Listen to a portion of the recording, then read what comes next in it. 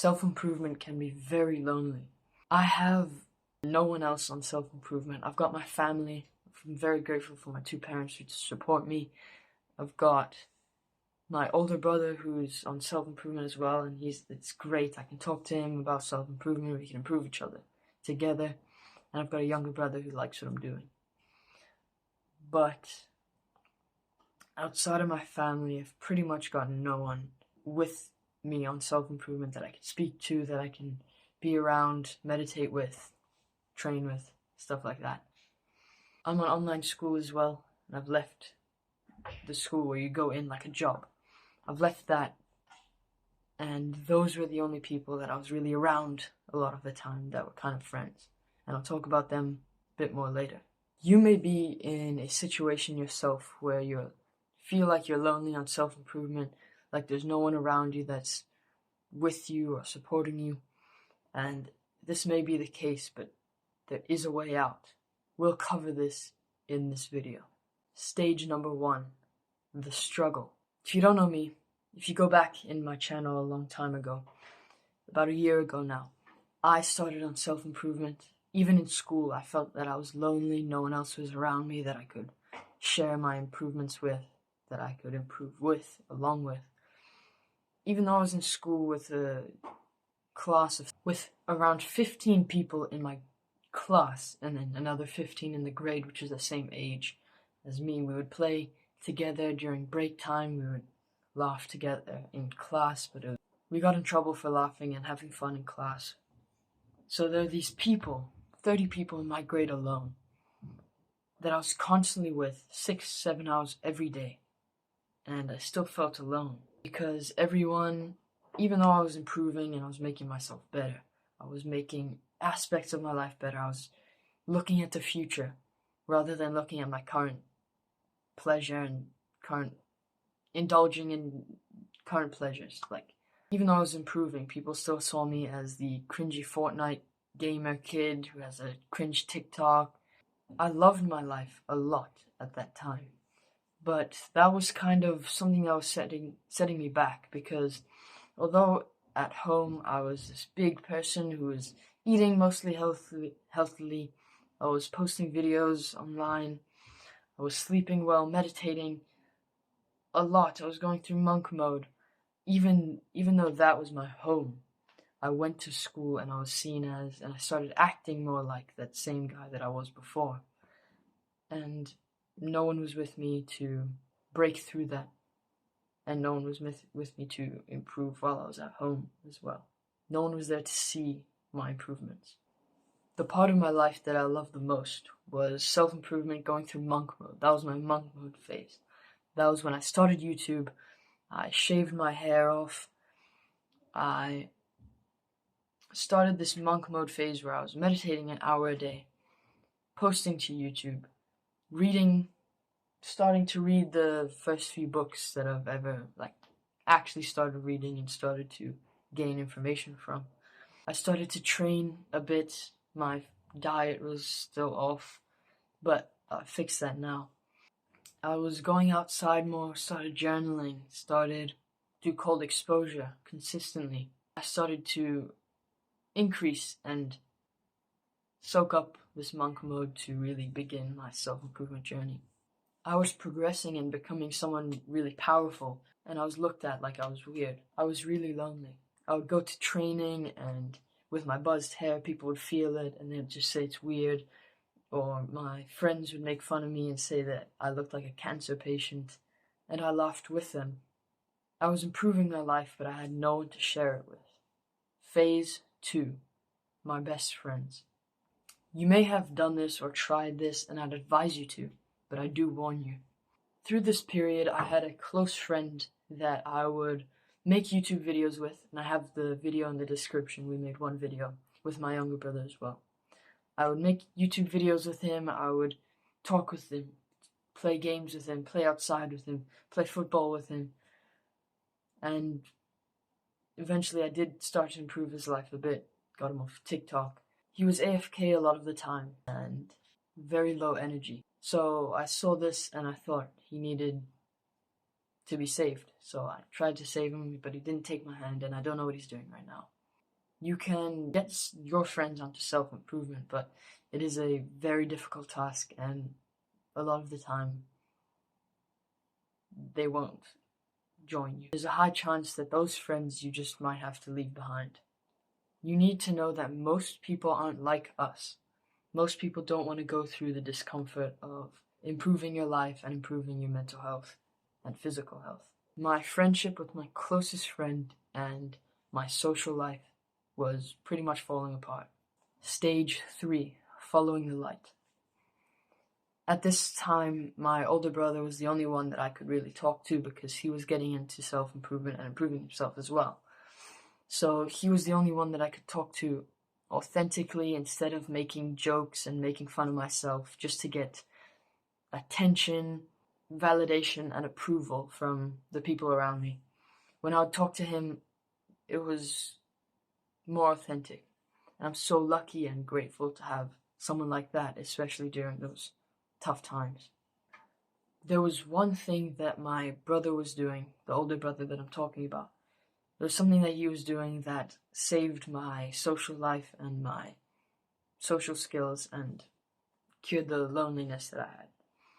And this was the start. It was the light at the end of the tunnel.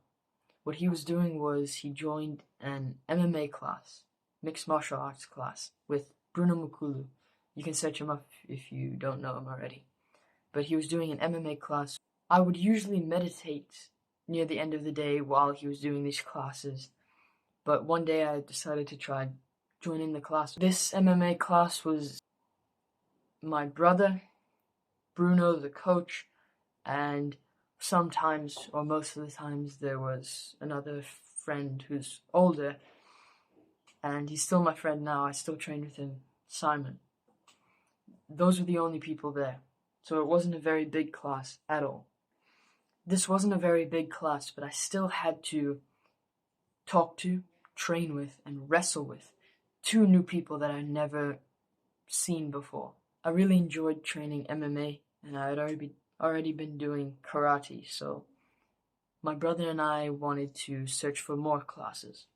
So with this little social circle that we had, we started to look for other classes. So we joined Mr. Bruno's boxing and fitness class, which was just before the MMA, and the social circle grew up. In these new classes, there are about 5 times more new faces to talk to, get to know better, and that were training with you and punching you in the face, and you would actually punch them in the face. So it was this big upgrade from the little MMA class. My brother was training 4 times per week, and I was training 6 times per week at this point.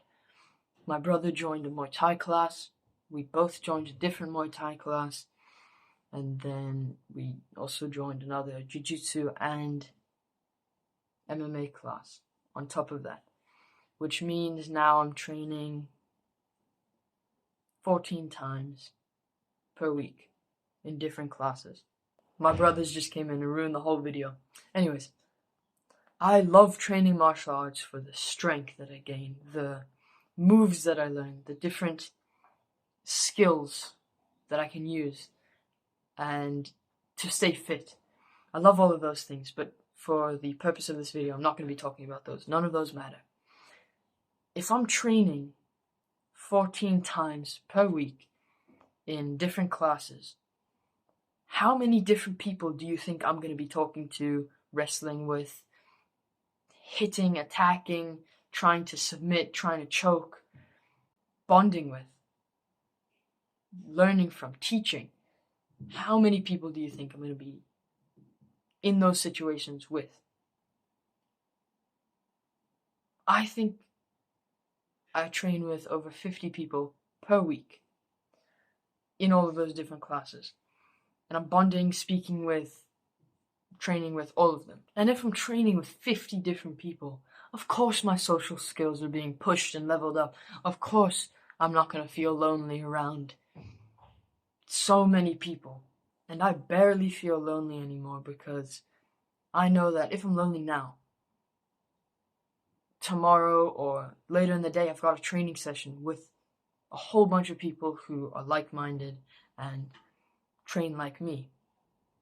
In school or outside of school, even if you're in school, if you struggle with social skills or you feel lonely on self-improvement, my number one suggestion for you would be to join a class, whether that's join a class or a gym, whether that's a weightlifting gym, a martial arts gym, a Pilates class, a dance class, yoga class, whatever it is.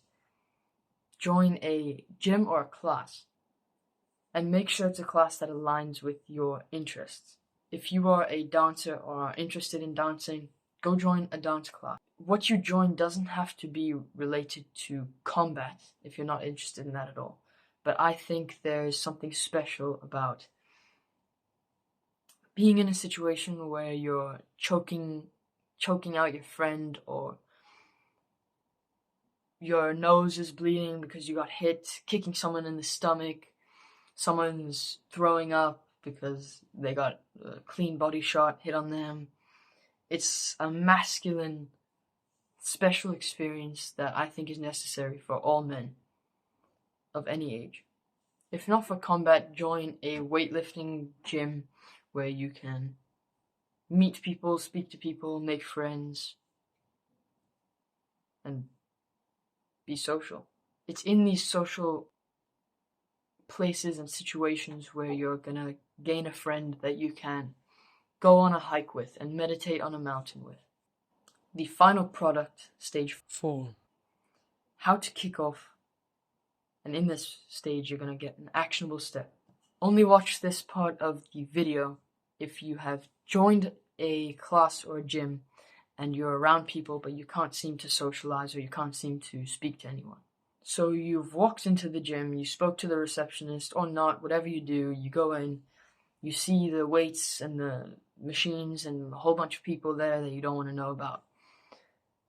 In this situation, your actionable step, you've walked into the gym, signed in, whatever you do, go up the stairs or whatever, go into the room where they have a whole bunch of machines where you'd go to lift weights. A whole bunch of people will be looking at you, you'll be looking at them, but the first person that you see, I want you to go up to them, just put a hand out, say, what's up, hello, yes bro, what are you hitting today? Something small that the interaction doesn't have to take more than 5 seconds. Something that quick that you can just walk past, hello, what's up? That's it. That's your actionable step. So the next time you're in a situation where you're in the gym, you don't know what to do, or you're going to hit your workout, and you see people around you, first person you see, and it has to be quick. You have to turn off your brain and just walk over. This may take 5 different times. Just achieve that every time you go in there, and maybe one time you'll have a conversation with someone, or speaking to someone will give you the momentum to, in that same day or in that same gym, speak to someone else with a full conversation later in the day. That would be in the weightlifting gym situation.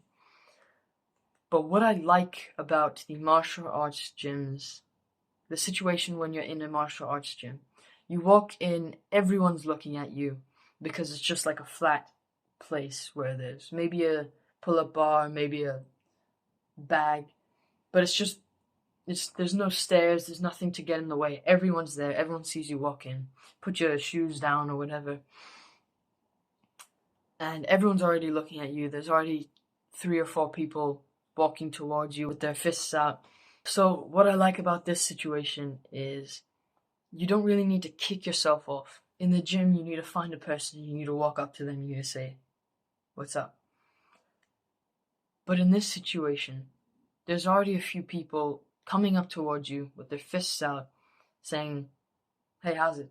And so you're not kicking yourself off. You're being pushed off, being thrown out into the deep end where people are coming up to you. And you have 2 options in this situation. You can sit there like a robot, just still, and ruin the entire conversation, ruin the situation, whatever. You can just sit there. Someone is like, hi, how are you? And you're just... Or you can take option 2. You can put your hand out, give them a fist bump, say, "I'm good, how are you?" And that's like, imagine if you don't understand this and you haven't been in this situation. In the gym, someone has a packet of chips. Remember, you were Jeffrey and you had chips. Someone has a packet of chips and you have to go up to them and you have to say, "Can I get one of those?" That's the gym situation. In the martial arts gym situation, someone's handing a chip out to you and you can take it or you can leave it. And leaving it is the most humiliating situation. You don't want to just sit there like frozen. In the martial arts situation, you are thrown out. If there's a tough crowd and not one person comes up and walks up to you and says, "What's up?" no one greets you. If there's no one that wants to greet you when you walk in, your actionable step is to walk around the gym and go up to everyone there and give them a fist bump. Of course, this doesn't have to take more than 3 seconds per person. You can say, "Hi, what's up?" If someone asks you how you are, "I'm great, what's up? How are you?" Walk on. That's your actionable step if it's in the martial arts gym situation and no one wants to talk to you. If no one already just comes up to you and greets you themselves, then that's what you have to do. You have to do it yourself. You have to go talk to them if they're not going to come to you. It's that easy. No more than 3 seconds. Look them in the eye. "What's up?" That's it. You will meet people that you like and people that have things in common with you only if you speak up and you talk to them. If you're not willing to join a gym, join a class, and speak to people, then you deserve the consequences of your actions and you deserve to be lonely. So that's why I suggest a martial arts gym, because once you get there, you're pushed out, thrown out into the deep end, and you start to talk to people. And that is how I went from being lonely to having tens of people that I talk to and train with every week. Hope this helped, bro. Oh, in the description of this video, you'll see 2 links. One of them was my YouTube video that I made with my younger brother and my old friend. And one of them will be the Discord community that I've made. Thank you. Cash, that's for lighting. Get rid of that. Cash, it's a dark ass room, so that's why it's doing that, so it shines.